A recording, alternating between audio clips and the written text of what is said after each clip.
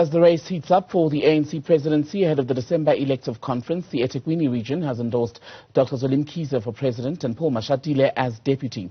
This follows a meeting held by the region on Tuesday. It says it wants leaders who will work hard to ensure the ANC is in touch with the needs of the people. For other positions, the executive says that it will engage with other regions as guided by the Provincial Executive Committee. Mkhize would challenge, that is the expectation at least at this early stage, Cyril Ramaphosa, who's the incumbent ANC president, along with NEC member Nkosazana Dlamini-Zuma, who lost in the same race to Ramaphosa in 2017. At the moment, Mkhize is under a cloud of controversy and allegations related to the digital vibe scandal, which ultimately culminated in his resignation as health minister. Let's talk more about this now with political analyst Dr. Fikile Vilakazi, I believe.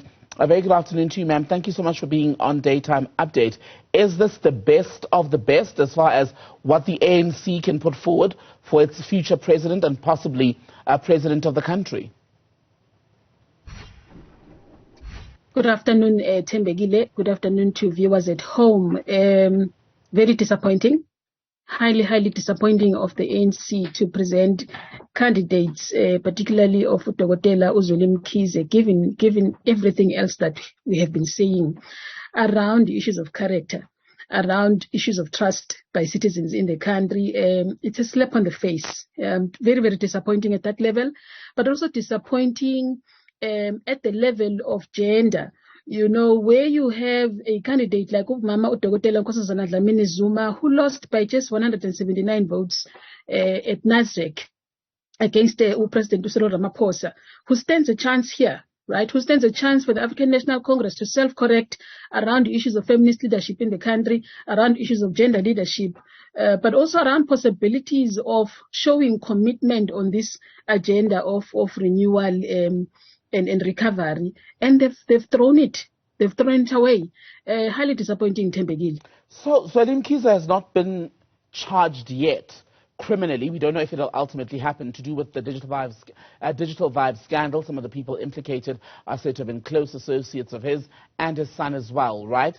But what does it say about the membership in eThekwini that even someone who's facing such serious allegations, yes, not charged, would still be the most suitable person in their view to lead an organization that's in charge of the country? Well, I mean, I think it reveals to us the depth of leadership bankruptcy that is being experienced within the African National Congress internally. The fact that really they're not able to bring up a candidate that is far from the allegations that we have been talking about in the public domain, but also the kind of leadership that is far from factionalism and corruption scandals and so on. That should tell us that I think we are in a serious crisis around leadership internally within the African National Congress. And I'm saying here we, because if the African National Congress becomes leadership or presidency in this, internally, it does somehow by default become leadership of the country. So it is a crisis that I think we should all really be opening our eyes wider. Even more as we are leading towards December, but also leading towards 2024, and look elsewhere as a nation, look elsewhere as citizens to say, how do we then reorganize ourselves in the context of this nature? Because there is no leadership within the African National Congress. If Dr. Mkhize and the other proposed Lontuzana, Secretary General, becomes the presidency of the African National Congress. But we also know, Tembegile, that there's a lot of lobbying that is happening within provinces.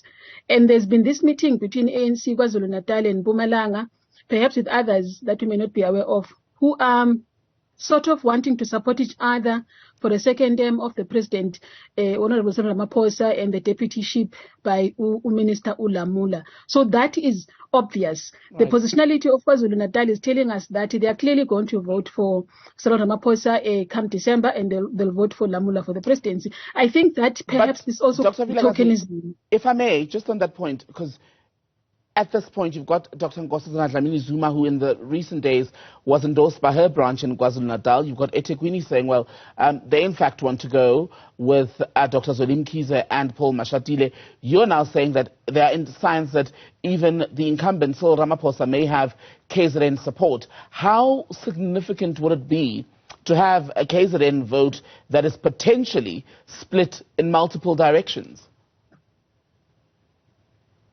That's what it is, right? That shows us that, because you have people that are supporting Utokotela Nkosazana Dlamini Zuma here in the province, and then you've got people that are supporting Utokotela Uzwelim Mkhize, but you also have people that are supporting President Cyril Ramaphosa. And we do know that the outcomes of that meeting between Mpumalanga and KZN showed us that, it was Mpumalanga saying, we'll definitely not support you for your candidacy for presidency, but support us so that we can then support you for other positions in the top 6. Because KZN's interest is not about the presidency, but it is about being in the top 6 so that they can be able to influence power at that level, given the fact that it failed, in 2017. So that is the kind of politics that is also playing itself here. So even if Utokotela Uzwelim Mkhize's name is up, perhaps Paul Mashatile's name is up from KZN, chances are that they're not going to make it in December, because some voters within KZN would support Mpumalanga, and other voters perhaps would support Utokotela Nkosazana Dlamini Zuma. So KZN already then, by making this kind of stance, is going there divided. Being the largest branchship of the ANC, over time, it then tells us that clearly the stakes are turning upside down. The tables are turning upside down.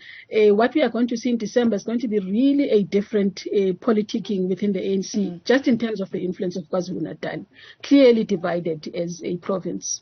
Another sign then, can we say this campaign has been in that there is still, from the ANC, not full support for young people. It says it takes them seriously, but when you look at the people nominated for the presidency and deputy presidency, yes, you've got Ronald Lamola, but even he, on a technicality, is not exactly youth. Totally, Tembegile. This is an insult to the Youth League of the African National Congress. By the way, the Youth League has demonstrated some form of decisiveness by bringing in candidates who are women in this, in their new leadership now, perhaps also showing the fact that they are ready to make the changes as the Youth League. But it doesn't seem like that is something that is translating itself to the broader leadership of the African National Congress. It is a slap on the face to the Youth League, who have been saying, if we cannot have women lead this organization, because that is the position of the Youth League, let us have young people at least leading. And this is something that we have been saying even as citizens in the country, to say it is time to have young people lead South Africa, to have women lead South Africa. You don't want to wait for an Africa that will be led by leaders who are over 70 years of age, who are over 60 years of age, because by that time you're thinking retirement. Let us build the kind of leadership that brings in political leadership from the age of 30, from the age of 40, so that those people can grow, in terms of succession plan into understanding issues of leadership, but also bring in new dimensions of leadership. Like we were saying, one of the mistakes that we are seeing happening with this leadership is because there's skills deficit, right? And when we are saying bring young people, we are talking about a caliber of leaders that have subjected themselves to a skills revolution of some kind. We have committed to saying, even though we are politicians, we are not just rhetoric politicians. We are going to study. We are going to understand public management. We are going to understand political management. So that kind of succession is also about that. Right. To say, ANC, if you are committed to a skills revolution, bring young people, but by not necessarily, in the provinces like KZN, looking at young candidates, you are saying, young people, we do not want to be led by you. We will continue in the manner that we've done over the 100 years, which is really an insult. Dr. Fikile Vilakazi, good to have your time, ma'am. Thank you. Still to come.